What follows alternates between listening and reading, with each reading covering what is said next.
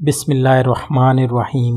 جنات اور احتیاطی تدابیر۔ گھر میں اگر کوئی پرانا درخت ہو تو اسے کاٹنے کے بجائے گھر کی تراش خراش اس طرح کریں کہ درخت کی گنجائش نکل آئے۔ عموماً پرانے درختوں پر جنات بسیرا کر لیتے ہیں۔ خود سوچیں، آپ کو کوئی گھر سے بے گھر کرے تو آپ مکینوں کو کیا حل کریں گے؟ پہاڑی علاقہ جات کے سفر کے دوران گانے بجانے اور فضول الڑ بونگ سے پرہیز کیا کریں۔ نبی صلی اللہ علیہ وسلم نے جنات کو حکم دیا تھا کہ وہ انسانی آبادی سے نکل کر جنگلات اور ویرانوں میں بسیرا کر لیں، لہٰذا کسی کے گھر جا کر طوفان بدتمیزی بپا نہیں کیا کرتے، ورنہ نتیجے کے ذمہ دار آپ خود ہوتے ہیں، چاہے وہ کسی بھی شکل میں ہو۔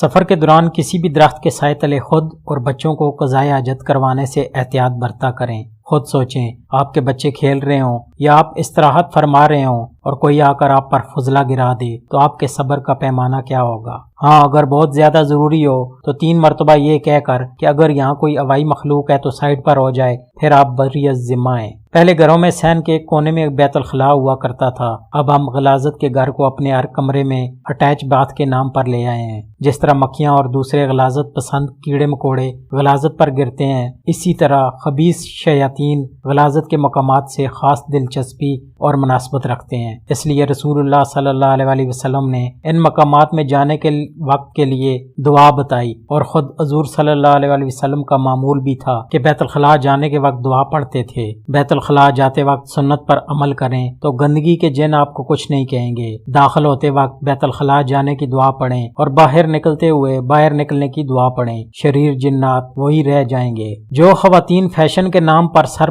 نہیں ڈانپتی یا تنگ اور اونچے پاجامے پہن کر پنڈلیاں دکھاتی ہیں، ان کے لیے عرض ہے، نامحرم متاثر ہوں یا نہ ہوں، جنات عورت کے بالوں اور ننگی پنڈلیوں پر عاشق ہوتے ہیں۔ اب اختیار آپ کے پاس ہے، نامحرم کو متاثر کرنا ہے یا کسی جن کو۔ چلیں، بالفرض آپ کسی جن کو متاثر کرنے میں کامیاب ہو بھی جاتی ہیں تو خدا را گھر میں داخل ہوتے وقت داخل ہونے کی دعا پڑھ لیا کریں، تاکہ آپ کا عاشق جن گھر سے باہر ہی رہ جائے اور آپ کی اور گھر والوں کی پریشانی کا سبب نہ بنے۔ امید ہے اب اس سوال کا جواب مل گیا ہوگا کہ جنات عورتوں پر ہی کیوں عاشق ہوتے ہیں۔ جنات کے شر انگیزیوں سے پناہ مانگتے وقت یہ دعا بھی کیا کریں کہ اے اللہ، جنات کو بھی ہمارے شر سے بچا، کیونکہ ہم جانے انجانے میں مسلمان جنات کی ایذا کا سبب بھی بن جاتے ہیں۔ ایک بہت اہم بات ذہن نشین کر لیں، جتنا انسان جنات سے ڈرتا ہے اس سے کہیں زیادہ جنات ایک مسلمان سے ڈرتے ہیں، کیونکہ ہمارے پاس سورۃ الناس ہے جو آگ کے لیے پانی کا کام کرتی ہے۔ رات کو سوتے وقت 4 قل اور آیت الکرسی پڑھ کر اپنا اور گھر کا اثار کر لیا کریں۔ خدا ہم سب کا